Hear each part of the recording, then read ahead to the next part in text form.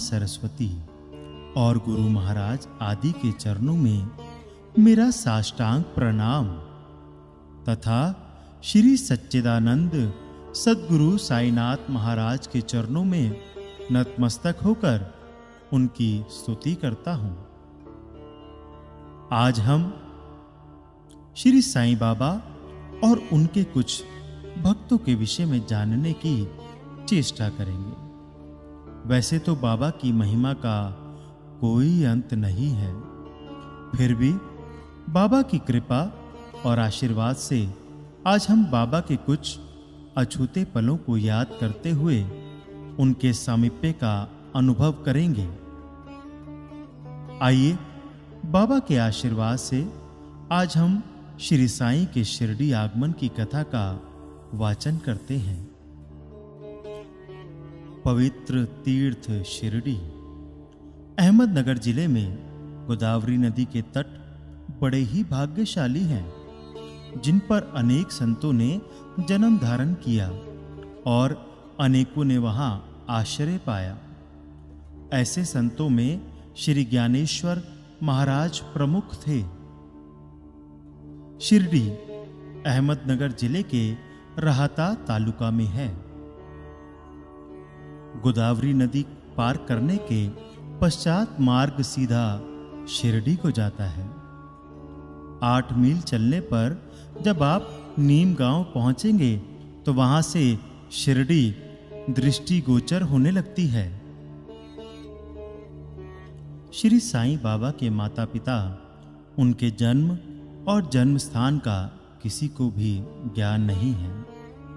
इस संबंध में बहुत छानबीन की गई। बाबा से तथा अन्य लोगों से भी इस विषय में पूछताछ की गई, परंतु कोई संतोषप्रद उत्तर अथवा सूत्र हाथ न लग सका। यथार्थ में हम लोग इस विषय में सर्वथा अनभिज्ञ हैं।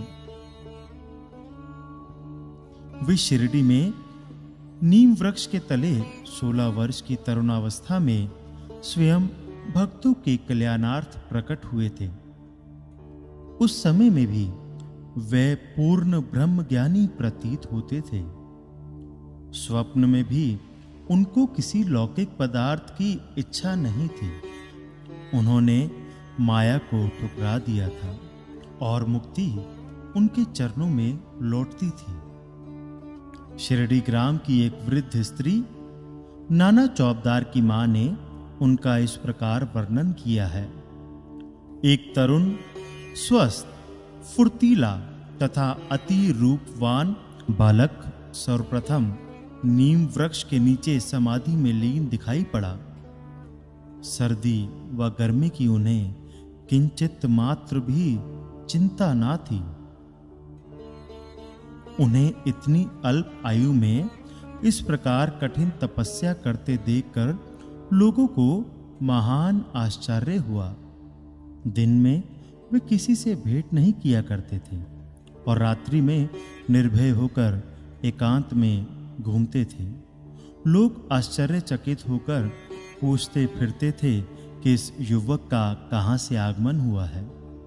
उनकी बनावट तथा आकृति इतनी सुंदर थी कि एक बार देखने मात्र से ही लोग आकर्षित हो जाते थे।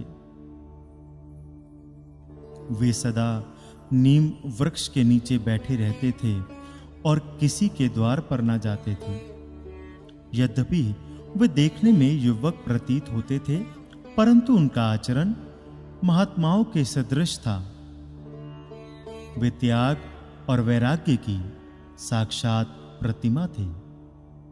एक बार एक आश्चर्यजनक घटना हुई। एक भक्त को भगवान खंडोबा का संचार हुआ। लोगों ने शंका निवारणार्थ उनको प्रश्न किया कि हे देव, कृपया बतलाइए कि ये किस भाग्यशाली पिता की संतान है और इनका कहां से आगमन हुआ है। भगवान खंडोबा ने एक कुंडाली मंगवाई और एक निर्दिष्ट स्थान पर खोदने का संकेत किया। जब वह स्थान पूर्ण रूप से खोदा गया तो वहां एक पत्थर के नीचे ईंट पाई गई पत्थर को हटाते ही एक द्वार दिखा जहां 4 दीप जल रहे थे।